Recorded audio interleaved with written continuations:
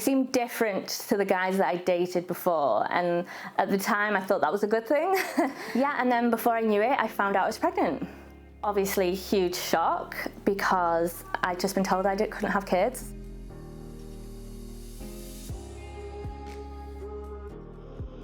He used to absolutely spoil me rotten, and he'd always buy like really expensive gifts, take me away for long weekends away, and I'd always say, I'd be like, whoa, like, you know, chill out, you don't have to do that, you know, that doesn't matter to me. And he'd, you know, flatter me and be like, oh, you know, you're out of my league, and really like massage your ego kind of thing.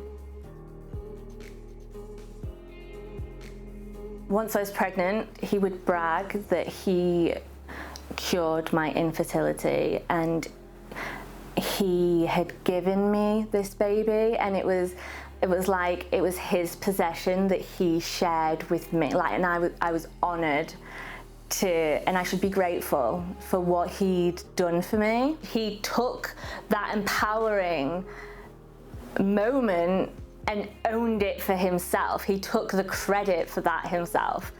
He'd start controlling like just every aspect of my life to protect me from myself, because I couldn't be trusted. He took my bank cards so I wouldn't overspend, but at the same time he had a huge gambling problem. I didn't have access to anything, and if I needed to go to the shop and buy something, I'd have to ask. He just started taking control of more and more things, you know, like friendships and relationships, and he'd make me think things were happening, like completely gaslight me. I had nothing, I was just completely isolated.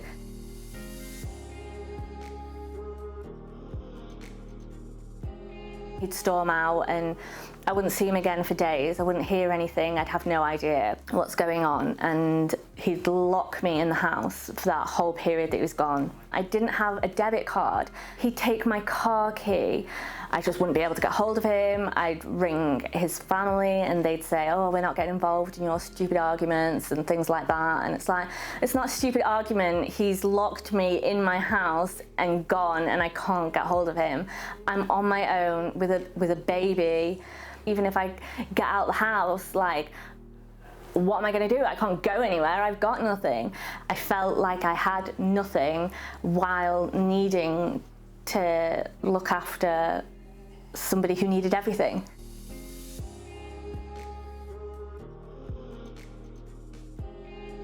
So after I finally left, it actually got harder. He just didn't let me go easily. After we separated and he was terrorising me, I had to phone the police so many times because I was scared for my life. Every time I would say to them, I don't want to press charges, because I was scared of the repercussions of that from him. But it got to the point where I'd called them so many times that they actually said that they would be pressing charges because he was becoming a public nuisance.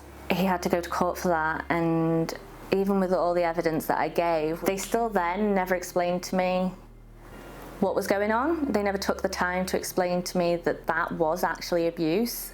He's still only got a fine, few hours community service and a restraining order for 2 years.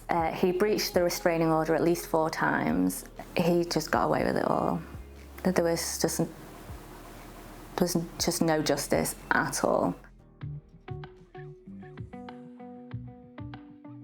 It became so therapeutic to me. My mind feels like so much is going on all at once, and I can't focus on anything. I couldn't shut it off when I was sleeping because I'd have nightmares. I couldn't watch TV because I couldn't focus. I just could not find anything to shut my mind off. And then as soon as I started drawing,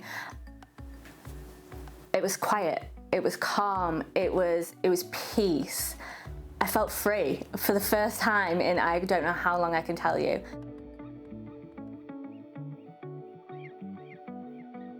I always carried so much shame and embarrassment about what I'd been through, and felt that it was a weakness, and because of that I was maybe a weaker person.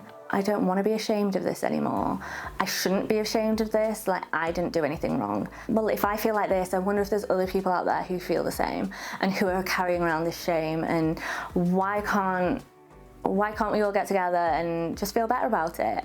When you have this community of people who can relate, and you just connect on a different level, and it's horrible that we've all had to go through something so traumatic, but to then find people who just get you on another level afterwards is such a reward. They still stayed in. It looks so, like, you really should just keep these. I want to be the person that I needed then, and that in itself is healing.